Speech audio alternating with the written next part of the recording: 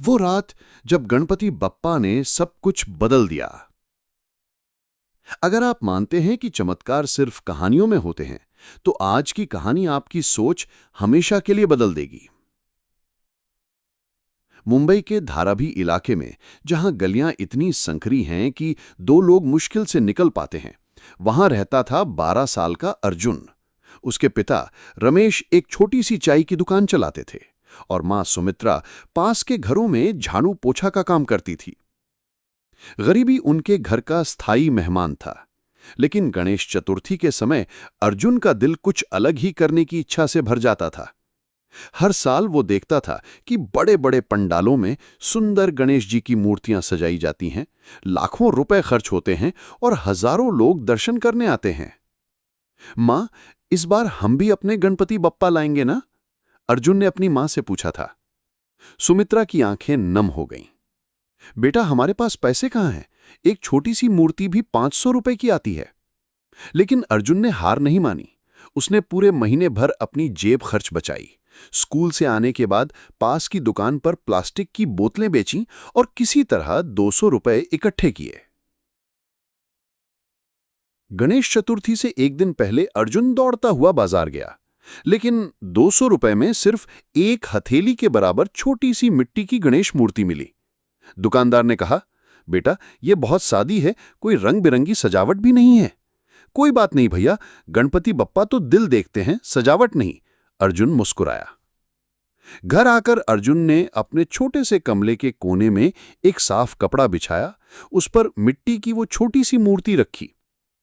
उसके पास न फूल थे, न मिठाई थी, न कोई सजावट का सामान था। बस एक दिया था जो उसकी मां ने दिया था और एक छोटा सा गुड़ का टुकड़ा। गणपति बप्पा मोरिया, आप हमारे घर आए हैं, मैं बहुत खुश हूं। अर्जुन ने आंखें बंद करके प्रार्थना की। उसी रात अचानक अर्जुन की मां को तेज बुखार आ गया। उसकी तबीयत इतनी बिगड़ गई कि वो बेहोश हो गई।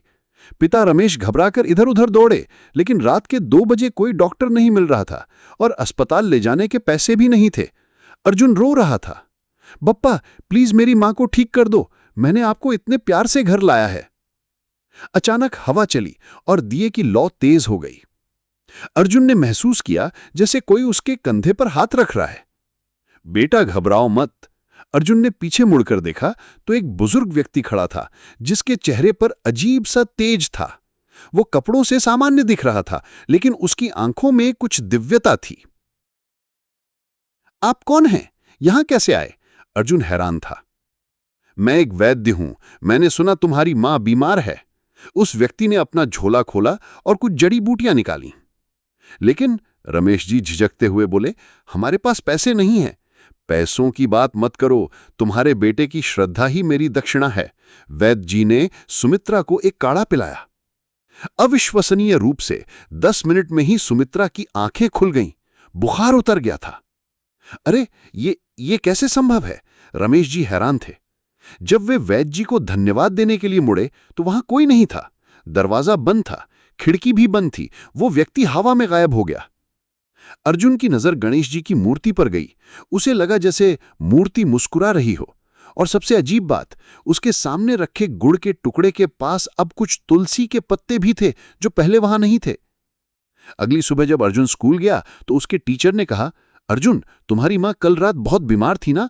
पास के मंदिर के पुजारी जी कह रहे थे कि रात में उन्होंने देखा था कि गणेश जी की मूर्ति से अजीब सी रोशनी निकल रही थी। अर्जुन समझ गया था। उसकी आंखें भर आई। गणपति बप्पा, आपने सच में चमत्कार कर दिया। उस दिन से अर्जुन के परिवार की किस्मत बदल गई। रमेश जी की चाय की दुकान में अचानक ज्यादा ग्राहक आने लगे। सुमित्रा को एक अच्छी नौकरी मिल गई और अर्जुन की पढ़ाई के लिए एक धनी व्यक्ति ने स्कॉलरशिप की व्यवस्था कर दी। 11 दिन बाद विसर्जन के समय अर्जुन ने गणेश जी से कहा, बप्पा, आप जा रहे हैं, लेकिन मुझे पता है आप हमेशा हमारे साथ हैं। जब वो मूर्ति को विसर्जित कर रहा था तो पानी में एक पल के लिए अर्जुन को वही बुजुर्ग वैद्य का चेहरा दिखा जो मुस्कुरा रहा था। आज अर्जुन एक बड़ा डॉक्टर है। हर गणेश चतुर्थी में वो गरीब बच्चों के लिए फ्री मेडिकल कैंप लगाता है और हमेशा कहता है, श्रद्धा का मतलब पैसा नहीं, दिल की सच्चाई है। गणपति बप्पा हर उस घर में आते हैं जहां सच्चा प्यार होता है। गणपति बप्पा मोरया।